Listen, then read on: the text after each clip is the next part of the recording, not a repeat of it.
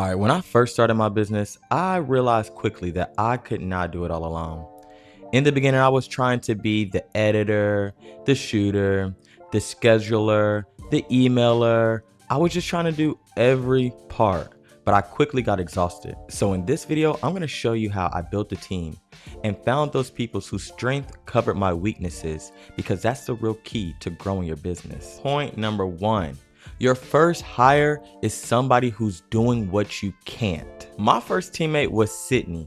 She was my assistant slash PA when it was shoot days or when we were on, different projects, but she had a strength that just covered my weakness. She was able to be the client facing person for us. She was able to help schedule things, help manage the project, help just keep everything in line. And that was something that I was just not that strong in. So I knew and I seen her strength there, and I pulled her in to help me so that we could be a team. So your first hire isn't another you. It's someone who fills in the gap of where your weaknesses are. And for me, that was Sydney, and she made sure that all of our clients were well taken care of and felt seen. All right, which brings me to point number two. You want to make sure you grow support before you burn out. So as Sydney continued to grow and I continued to be busier, I didn't just dump everything on her. Instead, I brought in somebody else. I brought in another PA, which was Brittany. So both Sydney and Brittany kind of became like the face of the company, because they were kind of the first people that were speaking to a lot of the clients, or they were the ones who were speaking to my clients on the day-to-day basis. But not only were they just being great assistants, they were also being great PAs when it was shoot days. So Brittany would come to weddings, Sydney would be at branding deals with me or branding projects, and we all would be all hands in. So the lesson here is to add people before stress breaks you, not afterwards. So point number three, bring in specialists who make you better. So I reached out to other creators, Hakeem and Tybo. Hakeem just had an eye for detail that I just lacked. He just knew exactly how to make things look very scenic, very dope, very nice, and I really leaned on him for that. With Tybo had extreme experience and knowledge in audio and lighting, so we both were able to help teach each other things on shoot and be able to grow. What you got going on?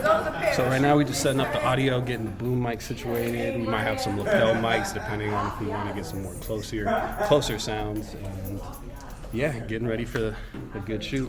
Great people, great energy. Awesome. Thank you, bro. Bro, that was so sick. So please tell me once again, what did you do? Here. But pretty much what we did is a little bit of visual effects set extension is what they call it. So as long as the edges of the screen are black, we could just put a black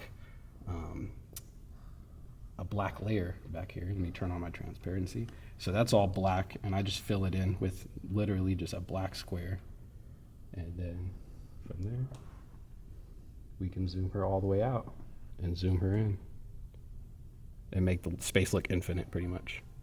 Lesson here, don't hire clones of yourself, hire strengths that you don't have. And my last point here, number 4, editors and the power of communication. More clients meant more projects, so I had to bring in editors. We started with 1, then we went to 2, and now we have 3. My goal was to train each of them exactly how I wanted the videos, and for me to do that, I had to have some great communication skills. There would be times where I would even build out the edit timeline, send it over to them so they could see an example of what I'm trying to do, and then I would ask them to recreate it. Recreate my vision and turn it up a notch, because I know that they loved editing, I love shooting.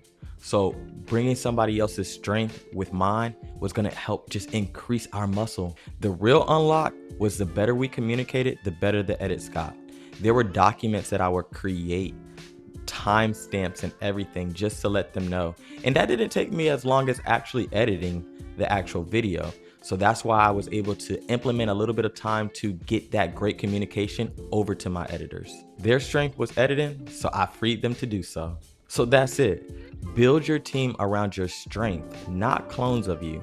Sydney, Tybo, Brittany, Hakeem, Arsalan, Nibula, Usman, every last one of them covered something that I couldn't, and that's how I grew my business. If you're a solo creator right now, start thinking about that one gap that you can fill first.